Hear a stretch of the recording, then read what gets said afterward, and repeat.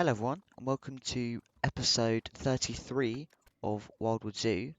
In today's video, we are building a habitat for the Takin, which is like an ungulate, which is like a goat and a moose and all these weird animals combined together. Not actually, but you know, it looks very similar to them. But yeah, this is one of my favourite animals that Planet Zoo has. Actually, because I've never heard of this animal before until Planet Zoo bought it, and I don't know, it's just such a cool animal. It's one of my favourites now, just because of how interesting they are. Um, but yeah, it's really bizarre, in fact. Some of the things they have in the wild, which they kind of learn off, which is definitely interesting. They have a very unique migration pattern. So they, in sort of the different times of year, they move up and down the mountains.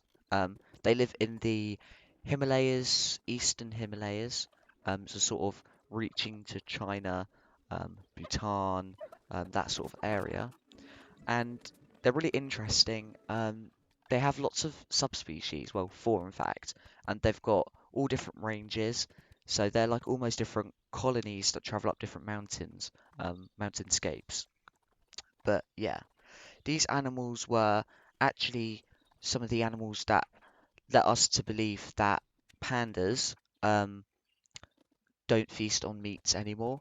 Um, it was actually discovered that there was a carcass and trail cam footage of a panda going past it, and they thought all pandas eat meat, etc., etc. But then after a few studies, they found that they don't eat the tarkin, which would be obviously if that was a bear that would eat meat that we know of, that would be the priority animal that they would have eaten almost. So yeah, it's quite important to know that, especially for breeding success with the pandas and stuff like that.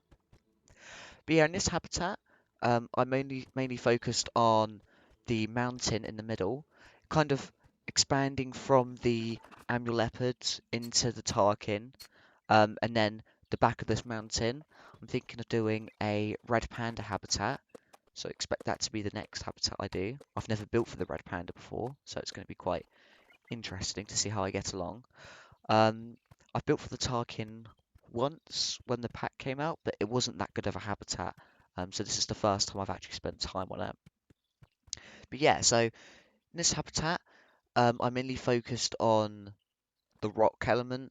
I know they come down to feast on the grasses further down the mountain as the year kind of goes, like the winter months to go down the mountain.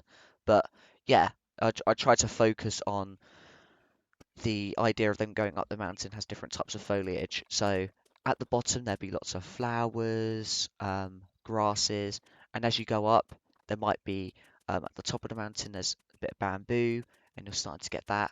And in the middle section, there's definitely some sort of like richer, reddish, orangish grass that starts to build up, and with smaller amounts of flowers and more bushier.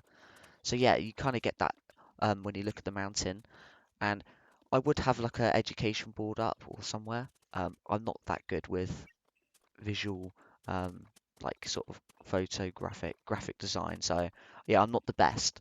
But yeah, I definitely pushed myself in this habitat. I made a custom, well, not my own custom, but a sort of custom fence, like this sort of pit, which I made. And this is I think this might be my favorite habitat in the zoo so far. I think. Um, I think one of my favourites was the mixed savanna habitat I made, just because that back scenery looks amazing. But I think I've improved a lot since then, and this is definitely becoming one of my favourites ever. It's very interesting. See, as I said before, there are four subspecies of Tarkin. You've got the Sichuan Tarkin, the Golden Tarkin, the Mishmi Tarkin, and the Bhutan Tarkin. So obviously the Bhutan Tarkin lives in Bhutan, and it is their national animal. And in China, these are seen as national treasures, which means they're probably not going to be used for traditional medicine. In Asia, a lot of the animals are under the pressures that they have all this natural medicine built in them, and their bones can be grinded to create relief for pain and stuff like that. But most of it isn't necessarily scientific proved, but specifically the Tarkin isn't on the list for any of them, and it's actually seen as a national treasure, which is very, very good.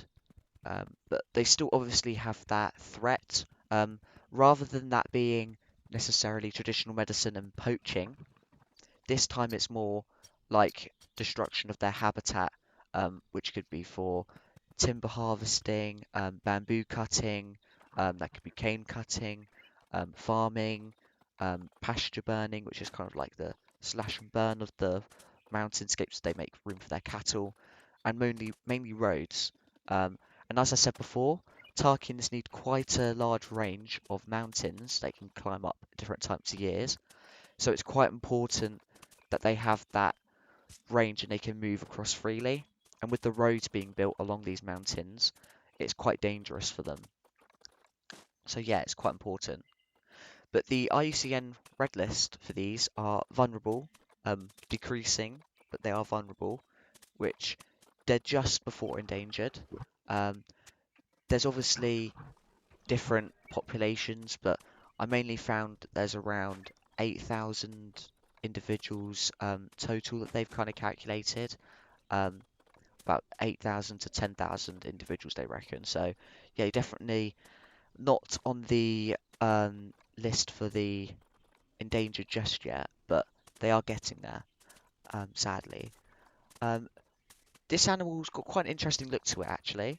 It has this sort of snout like a moose and a build like a mountain goat. They're not necessarily related in that fact, but obviously they are semi-related, um, but they're not directly. These are actually in a completely different family to the ovis, which is sort of that sheep goat sort of family. So it's quite interesting to see that. The moose-like structure on the front, the nose, is used to actually filter out that cold air. So obviously in the mountains it can get pretty cold, and yeah, they need that to kind of filter through dust and kind of breathe through that. But yeah, so it's quite important for them to have that adaptation to help them survive. In our habitat, it was quite important to have that feel natural, but also have that sort of human infrastructure element. So I've added these supports out the front to kind of help that. And I've also got that problem with the plants sinking underneath the ground. So it's quite important for me to kind of make it look like that it was supporting the actual mountain itself. But yeah, so obviously this habitat needed to kind of focus on the fact that it was still in a zoo and not an actual mountain. I kept that rigid feel, and in the pond, I'm going to add a waterfall, so it kind of trickles down the mountain like it does in real life and kind of create that natural creek. So I placed some of the new hedgerows there to kind of make it seem a little bit overgrown, and it kind of separates it as well because the target want a not privacy necessarily to block that area, but just a little bit of cover so they don't see people all day long. And it was quite important that I block off this side of the habitat where it will merge into the red panda. So I kind of needed to create that waterfall as a natural barrier, but I will eventually add um, a mesh fence, which I created a new mesh fence, and I'm using that one now. Well, not now, but eventually will, to kind of create that separation between there.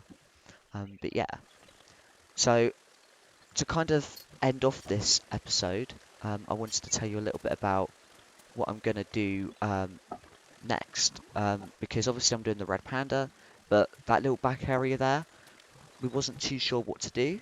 So what I've decided to do is I think I'm going to do a lake there with some grey seals, and that kind of creates that separation between the foreground and the background. So yeah, I'm going to start doing that. But yeah, thank you for watching today's video, and I will see you on the next one. Bye!